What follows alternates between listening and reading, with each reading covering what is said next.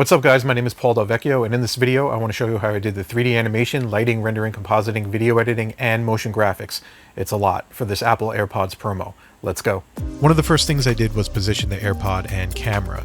You don't need to worry too much about the lighting at this point because we're just blocking out the shot. We have a close-up shot here showing off mostly the top back of the AirPod. The grill or grate on the back is prominently shown in the shot, and we see a section of the rubber tip and curvature of the AirPod from the tip to the stem.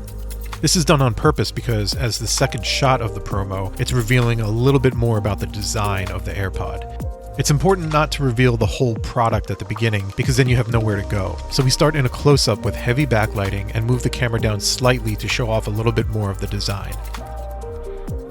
Here in the front we have a disc light. The shape of the light is important so we get that cool reflection on the top and front area of the AirPod. If I turn the light on and off, you can see what that does. This light is also keyframed to get slightly brighter as the shot goes on, helping with the reveal. It also serves as a fill light because without it, as you can see here, the front of the AirPod is just too dark. The backlight is a massive rectangle, and this gives us a cool edge light reflection you can see here at the top of the AirPod, as well as the right and left side of the stem. So with the close-up, slight camera movement, heavy backlight, and carefully placed reflections, we're playing into the mysterious reveal of the AirPods, taking care to show the form and shape of the product. This shot came after the copy tapered silicone tips. I didn't model these AirPods, but I did animate them. They came in two separate pieces, the main AirPod unit and the silicone tips. In order to move them together, I parented both the AirPod body and the silicone tip to a dummy object, which is this bounding box that you see here. Think of it as a null object in After Effects. I then animated the dummy object, which moved both the AirPod body and the silicone tip, and when it came time to separate them, I just animated the silicone tip by itself to move away from the body. I added ease keyframes to slow down the motion as they both come to a stop, so it would be a smooth, gradual stop rather than a sudden stop. As far as the lighting goes, I did a dual cross backlight, which is something I sometimes use on set as a DP in real life when I have to capture two people in one wide shot. Basically, we have two large rectangle lights, each behind the AirPods and off camera, cross backlighting at around a 45-degree angle, so the shadow side of the AirPods is facing toward the camera. This gives us an edge light and reflection on the outer edge of one AirPod while doing the same on the inner edge of the other AirPod. So when you have these lights on both sides, you get this awesome looking edge light on both sides of the AirPod while creating a downside shadow toward the camera in the middle of the AirPod, as you can see here on the stem. This, in 3D as well as in real life, creates depth and also brings out the shape and detail of the subject. Then in the front, we have a disc light centered above both AirPods, which acts as a fill light. It also provides this cool reflection up top, further adding shape and dimension, accentuating the curvature of the portion of the AirPods that contains the speaker. This shot uses the same methodology as the previous shot, but with a few more lights to really accentuate the shape because we're covering the entire product rather than one small section. I once again parented the AirPod to a dummy object so that I can use that to animate the tip and the main AirPod unit together. Then I animated the camera to move down slowly to travel the entire distance of the AirPod from top to bottom. I used a similar cross backlight setup that I had in the previous shot, but I had to make the backlight on the right side bigger in order to cover up the entire right side of the AirPod, as well as kick light underneath the curvature of the speaker section of the AirPod, as you can see here.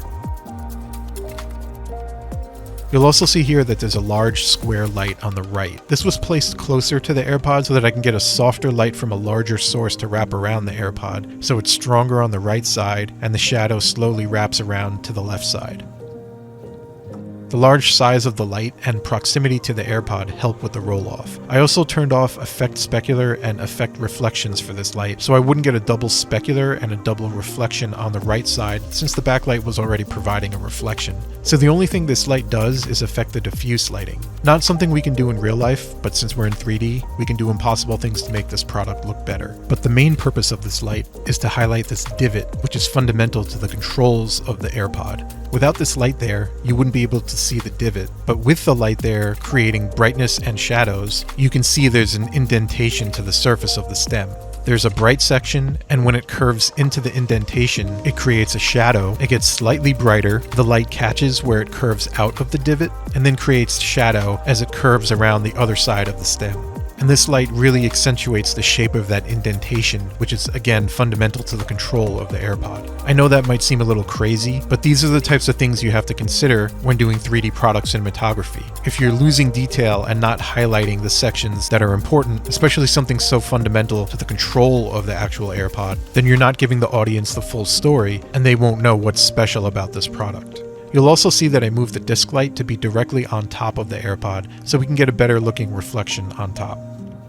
One last light, and I know it's a lot of lights, but the one final light I included was this very small square light which acted as a fill light at the bottom of the stem. Because we're traveling the entire length of the AirPods, the lights that I had set up just didn't provide enough fill light for the bottom of the stem, so I just added this small square light to the front in order to give us just a little bit of fill to fill in that dark area at the bottom. I also turned off effect specular and effect reflections for this light so we wouldn't get an unwanted reflection in the front.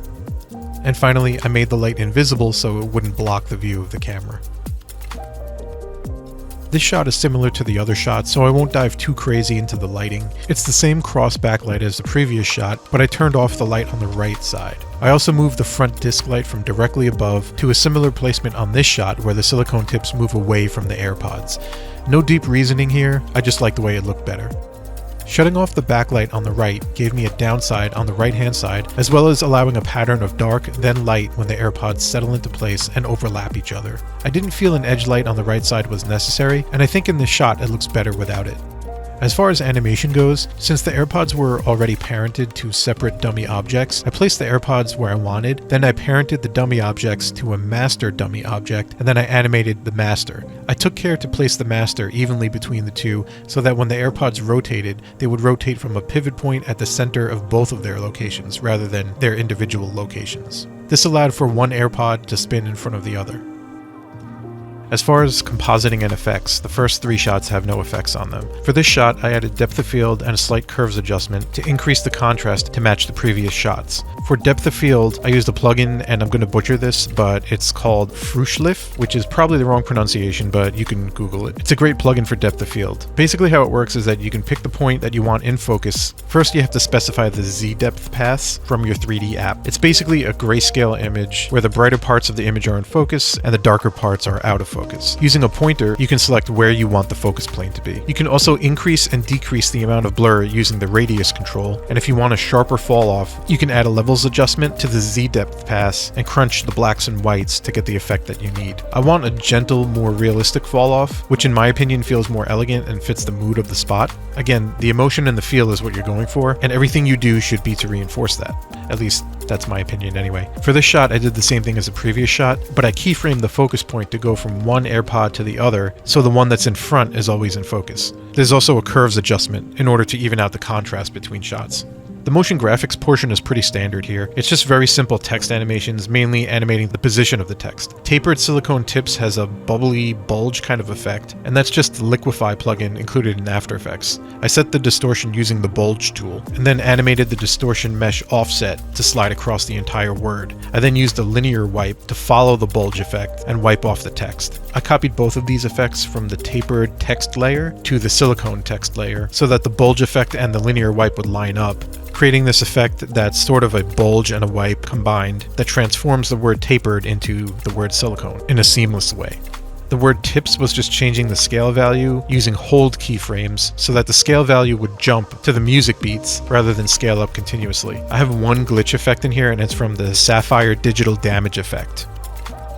The editing is pretty straightforward here, so there's really not too much to talk about other than the fact that the whole concept of this spot is to not reveal a full shot of the product at the very beginning. I wanted to build up the suspense and tease the look of the AirPods, so I used a lot of close-ups up front.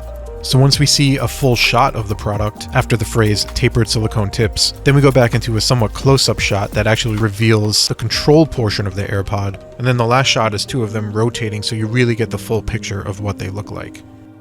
So I know we covered a lot, but I just wanted to show you what it takes to do one of these by yourself from start to finish. If you found this video useful, if you got value from it, please consider liking and subscribing to the channel so you don't miss out on future filmmaking breakdowns. My name is Paul Del Vecchio, and I'll catch you guys next time.